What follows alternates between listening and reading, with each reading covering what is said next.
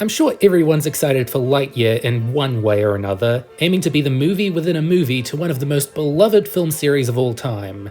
The media is, for lack of a better term, abuzz with comparisons for how far Pixar's animation has come since the original release of Toy Story in 1995. It's looking to be a spectacle and a brave new chapter in Pixar's history. But the thing is, this has been done before.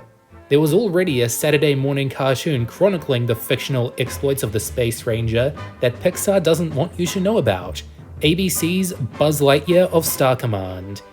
An interesting piece of animation history wrapped up in a pretty good sci-fi kids show. You're probably more familiar with the video or DVD of the premiere movie, but if you search out the show it spun off from, you'll find a very strange evolutionary dead end in the history of Toy Story, and for Disney and Pixar as a whole. Not only will this be the first show I cover to be based on Pixar movies, but it'll also be the first review of any show to premiere in the year 2000. I've been drowning in 1999s and 2001s, so you don't know how happy I am to finally mend this big gap in my timeline. But this almost wasn't the case. Let me explain. Way back in 1991, Pixar partnered with Disney to provide funding for a computer-animated special based on their popular Tin Toy short, in exchange for distribution rights and a large cut of the profits for it and any future projects. This TV special soon blossomed into a movie and gradually became the animated classic we all know and love today, Toys in the Hood. Pretty much everything about the history and development of this film is common knowledge now. Buzz used to be called Lunar Larry, the infamous Black Friday reel almost halted production. They made it about toys because computers in the early 90s couldn't convincingly replicate organic matter. You might even know that one of the original ideas for the intro to the film was to depict a 2D cartoon about Buzz Lightyear, getting a recurring nightmare of mine as a kid interested in the character.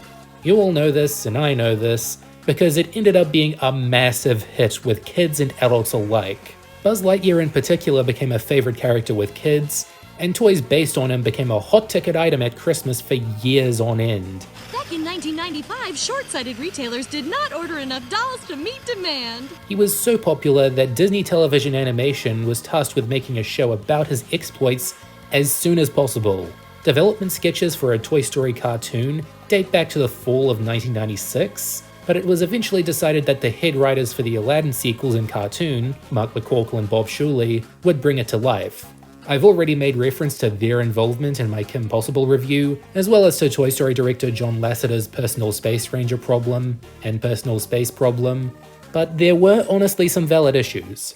While the producers of A Bug's Life were away on a promotional tour, Disney put production on Toy Story 2 on autopilot, back when it was meant to be a direct-to-video sequel. This led to months upon months of crunch time at Pixar to rework the movie back into what they wanted, and while it ended up being another monster hit, there was an attitude starting to form that Disney just couldn't get Toy Story right. While it's hard to guess how much bad blood Toy Story 2 caused, as Pixar gave their full blessing to the Buzz Lightyear cartoon and even animated the intros for the premiere movie and series, it's no wonder why they didn't make another animated series for over 20 years. One last little hurdle was making sure the cartoon didn't undercut publicity for Toy Story 2. While the show was reportedly ready to air by the fall of 1999, the movie was scheduled to release later that Thanksgiving, so the show was pushed back a year, which gave them enough time to give the show its own marketing boost. The premiere movie, The Adventure Begins, released on VHS and DVD on August 8, 2000, followed by a video game tie-in for the PC, PlayStation, and Dreamcast. It's not awful, but I wouldn't exactly describe it as fun, and it's not that difficult, more just irritating. Which I hear is pretty good, all leading up to Buzz Lightyear of Star Command's premiere on UPN on October 2nd, 2000. While reception towards the premiere movie was mixed, to put it lightly, the show fared much better, perhaps burning too brightly too quickly. It aired new episodes nearly every day in October, being shown on most weekdays on UPN and on ABC's One Saturday Morning block. Sounds like a good deal, but they burned through all 65 episodes by January 13th, 2001. And while it was a common sight on ABC for another few years, and reruns were plentiful on Disney Channel in the late 2000s, Disney is all too happy to pretend it doesn't exist anymore. Seriously, if you're a non-slice-of-life Disney cartoon from the late 90s and early 2000s, you might as well be unpersoned. You kids have some funky. There's probably some legal trouble in there since Disney's acquisition of Pixar in 2005, but I hope things are sorted out soon because this isn't a bad cartoon, all things considered. This diabolical plot can only be the work of the sworn enemy of the Galactic Alliance, evil Emperor Zurg. What plot? You think Zurg is behind every kitten stuck up a tree? The Fiend. Why can't he leave kitty cats out of his nefarious schemes? Deep in the Gamma Quadrant of Sector 4, Buzz Lightyear is Star Command's top ranger, a galactic enforcement agency tasked with taking down criminals and evil dictators, most notably the evil Emperor Zurg. While Buzz has been at the top of his game for years, his superior, Commander Nebula, wants him to have company on his adventures. And that's where these three rookies come into play. Princess Miranova, booster of the Joad planet, and C-3PO and R2-D2 at the same time. These three youngsters harness their skills and techniques as Buzz helps them through an endless variety of possible adventures, and frequently requires their help too. So it's a show about teamwork at the core of it, with a diverse cast in an excessively sci-fi setting. The nerddom bleeds off the screen all the time. Any major science fiction franchise of the 20th century was either a major influence or was referenced at some point. And that just shows me this was something Bob, Mark, and the team they assembled were passionate about the work they were doing, whether or not they'd ever touched a computer animation program. It isn't the technology that counts, it's the storytelling. And with characters like these, good stories were easy to accomplish. Buzz Lightyear is a little different in the show than the movies, being smarter and sterner than this diluted toy form. Still a comedic character, but more of a strong-willed leader. It was nice of them to give him more action scenes to take part in too, because the karate chop action is only so dynamic. The biggest difference, however, comes in the voice. For the pilot movie, they got Tim Allen back to voice him, but for the show proper, they settled on Patrick Warburton. You think Zurg is behind every kitten stuck up a tree? The Fiend. Why can't he leave the kitty cats out of his nefarious schemes? It takes a while to get used to, and Tim Allen will always be the character to me, but man, I love Patrick Warburton as a voice actor, so I'd say this was a fair trade. The first teammate Buzz is introduced to is Miranova, a young princess from the planet Tangia who wants a more thrilling and heroic life. She gets by far the most fleshed out story and most developed world explored, and I'd say for good reason. She's a fun character just as much as she's active, with her telekinesis and phasing powers coming in handy on plenty of occasions. Then there's Booster, a young red alien from Joad who started out in Star Command as a janitor and is now learning about the galaxy side by side with his idol. The addition of a fan to the group was genius, considering Buzz already had millions of fans before the show began. Plus, it was nice to see him develop over the show. He really grew on me. Booster was a nice surprise. Rounding out the quartet is XR, a snarky little robot who always has the right tool for the job. He's got some good episodes and some weak ones, some good jokes and some weak ones, but they got two different people to voice him and I never noticed much of a difference. He always sounds and behaves like a 90s comedian at the end of the day. Commander Nebula is the stern chief authority of Star Command, always giving Buzz his missions and having to put up with the LGMs and his sentient desk always feeding him paperwork. There are some pretty sweet moments where he gets to be a more emotional character than presumed, but he was never a major focus. He's good for his uses though, and that's really all you need sometimes. The Little Green Men, or LGMs as they're known in the show, are a species controlled by the Unimind, and all have a single telepathic mind link. This leads to some fun interactions in their early outings, but they soon become rather standard assistants. Again, it's not a bad thing, and the more basic characterization is what people are more used to, so it doesn't matter.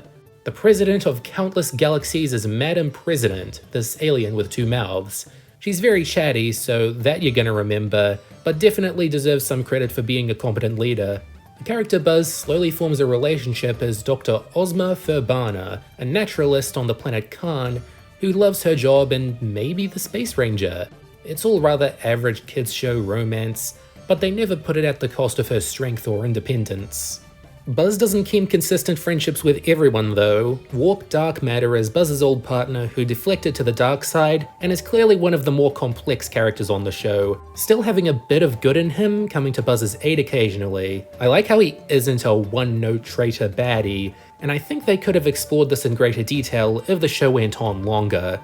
The show's interpretation of Zurg is wonderful. He's played by Wayne Knight for some reason, and it's the weirdest casting choice in the world to work miracles. Movie Zurg's already a parody of Darth Vader and such, so cartoon Zurg's essentially a parody of a parody, really hamming it up and providing jokes any age group would enjoy. He gives off some proto-Draken vibes too, but that could just be that way to me because I watched Kim Possible first. He even has apathetic minions too, these bug-like aliens called grubs who spend more time leaving him than actually helping him. They're good as Zurg's counterparts to the LGMs, but there's a larger rogues gallery waiting to be explored. Gravitina is pretty self-explanatory. She's a Tina who can control gravity, and has an insatiable crush on Buzz. They laid their cards out with her pretty smoothly. They can do some cool things with her powers, and create some humorously awkward situations to put them in. Torque is a dude bro terrorist with a repulsive voice if nothing else, who is granted the ability to clone himself, seemingly indefinitely. Again, he's fine for action scenes involving clones, but not much more than that. XL was the LGM's first attempt at a robot buddy, and technically XR's older brother. Too bad he doesn't reciprocate. He gives XR something to be emotional about at least, and intensifies his daddy issues with Commander Nebula. NOS4A2 is a vampire robot who turns other mechanical devices into his slaves. He's got a funny name going for him, but is mostly a generic vampire villain. That may be the point, however, as I'll go into later. The Gargantians are a shorter race than most, but what they lack in size, they make up for in coordination and clever tricks. Again, not a bad addition to the lineup, even if their usage was a little less frequent than you'd hope. The government of the planet Roswell also isn't very trustworthy, taking any and all outside visitors hostage to experiment on. If you get what they're referencing, they're a blast, though the good civilians on the planet are likely gonna stick with you more. And finally, for now, there's Evil Buzz. An evil Buzz from another dimension. You could be able to tell because he has a beard, but without an eye patch it still might not be clear enough. Making evil doppelgangers is always going to lead to some interesting results, and these were the show's best and most involved attempts, shaping one of the most exciting stories it had to offer. And honestly, that's saying something. Oh, here I am on Trade World, getting blown up. And here I am on Centella 6, getting blown up.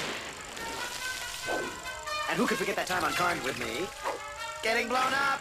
The vibe most episodes give off is that they've put Buzz Lightyear in a pretty standard, run-of-the-mill Saturday morning action cartoon. And I mean that in the best possible way.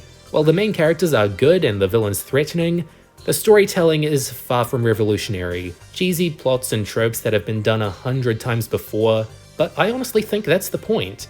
The writers are pretty much trying to make the sort of show kids like Andy would have grown up with. Remember, this is still a series within a series, and when you think of it that way, the cheesier elements can be excused as an elaborate parody or even tribute. They never try to hide the fact that their ideas aren't completely original either. A lot of sci-fi references are pretty blatant. The ship the Space Rangers travel in is called 42, the meaning of life number from A Hitchhiker's Guide to the Galaxy, and it's basically their Starship Enterprise. Emperor Zurg is already a Darth Vader parody, and there are many more random send-ups and shout-outs to various 20th century sci-fi franchises. If you're a connoisseur of the genre, and you get to the episode where they have to resolve a problem by reversing the polarity, I bet you'll giggle like a moron. That was my reward for being a Doctor Who geek at least. That and them referencing the Deadly Assassin for some reason. It's a classic serial, but not baby's first Doctor Who, if you know what I mean. But you know the franchise Star Command loves referencing the most? Toy Story. Seriously, Buzz Lightyear appears in literally every episode. Jokes aside, explicit references to Toy Story, outside the regular roles of Buzz, Zurg, and the LGMs, are pretty rare. On one hand, it allows the show to stand on its own, and for the few references they sneak in to be even more entertaining. But on the other, I felt like they could have indulged themselves a little more than they did. Like, have one of the townsfolk in the Western episode resemble Woody or Jesse. There's probably legal reasons as to why they had to be kept to a minimum, so I can understand their scarcity. The show isn't all references, thankfully. They try to make something out of the Gamma Quadrant they've got. Across 65 episodes, the rookies slowly get more resourceful and talented, and the villains subsequently get stronger and pose bigger threats. The arcs that stick out the most are Mira's father, King Neptune, learning to be more tolerant of her friends and life goals and not be such a radical spacist, and the gradual exploration of evil Buzz Lightyear's home and thirst for domination. His episodes were some of the last produced, so it's like they were using everything they'd learned to make them as dramatic as possible. And that applies to the animation too. You'd think there'd be a substantial downgrade in quality going from the then revolutionary 3D graphics of the movies to the all too familiar 2D hand-drawn principles of the 20th century. By this point, the DTVA movie adaptations had settled into an inferior but efficient set of skills. Character designs are a little more basic, movements are a little stiffer, that sort of thing. But because this particular adaptation was built from the ground up to be its own thing, they're allowed to be more stylized. So when something like an especially wacky face comes on screen, you know there's more thought behind it than a Korean Inca being bored one day. Something you'll have to be prepared for is the switch from cell animation to digital ink and paint not being very smooth. In fact, going by both broadcast and production order, it's totally random what technology any given episode will use. I believe cell animated episodes are the majority, with more of them ironically coming near the end of the production block, but I haven't done the math. I'm happy with the cell animated episodes being the dominant species, because although the digital ones have cleaner colors and more extravagant camera angles, the more it looks like something Andy would have watched in 1995, the more effective it is at its goals. On to the seasonal trends. Oh yeah, there was only one 65 episode run. I guess you can split the series between the ABC and UPN episodes, but there isn't much of a difference here. I can't guess what a second season would have brought to the table, but going through my 9 favorites, I can only speculate and hope. Rookie of the Year grew on me the longer it went on. It starts out as this very predictable fighting over a reward episode, then all the rookies get combined. That's a way to shake things up and ensure they can be better teammates by the end. Enemy Without a Face is the one where the crew discover a life form that possesses each of them and makes them more aggressive. It's cool how everyone gets their free time to be evil, and the way the parasites are set up, affect them, and grow to invade Star Command make the story tense. Opposites Attract is the one with big brain time buzz. Gravitina did this to him, and it's funny how they make this a genuine life problem that has to get his house's doorway modified, and his behavior begins to match that of Gravitina's. They'd gone everywhere they could with her now, I'll say that much. Tag Team was a pretty early example of Buzz and Warp starting to get along again. They've both got unwanted chips implanted in them by some aliens, and have to work together and or against each other escaping their base. Even on opposing sides of the fight for justice, a friendship still prevails. War and Peace and War is about a supposed higher being, fittingly played by Eric Idle, encouraging good and evil to set aside their differences and bring about universal peace. Buzz and Zurg see through this and put a stop to Goozelian. Something you can always take away from hero-villain team-ups like this is learning what they have in common. Good to know Buzz wants never-ending war just as much as Zurg. The Slay is one of the more intense setups. Buzz teams up with a girl called Sally SL2, who's lost her robot parents, to capture Nosferatu again. It's handled with the right amount of emotion and action, and you can't go wrong with Cree Summer. Good old Buzz is a fun one, where a senior-aged Buzz from the future comes back to warn his past self of a life-threatening danger. It doesn't go over well, but the jokes are great. Patrick Warburton gets to prove he can be a good Buzz and a really great voice actor at the same time. My 2 favorite episodes are the Evil Buzz episodes, the Lightyear Factor and SUNQUAKE. The stakes rise, the parallel universe is wonderful to explore, most of the characters have their serious faces on, and it just feels like they've pulled out all the stops for them. I'd probably put SUNQUAKE as my number 1, if only because the climax is so darn retro action cartoon. There's a lot of great, memorable stories throughout Star Command's run that are only made better by the weaker ones propping them up.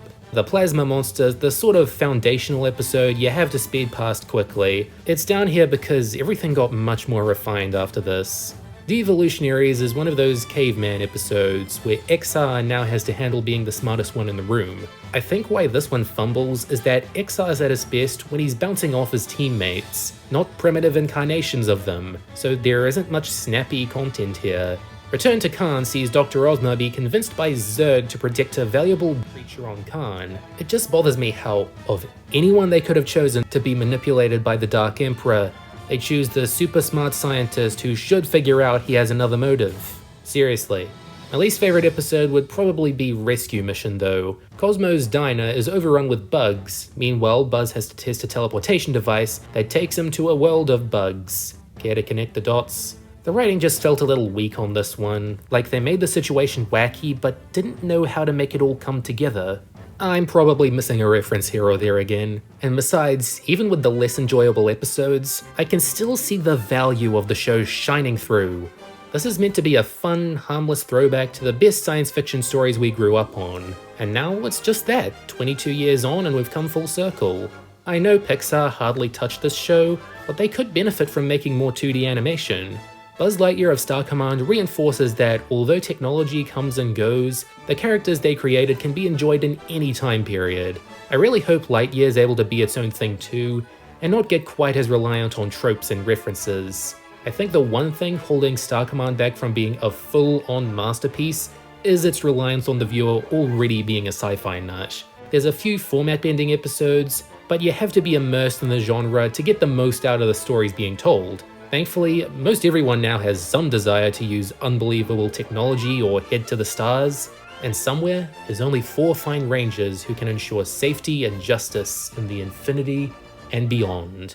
Goodbye for now. My Little Pony and friends will return after these messages.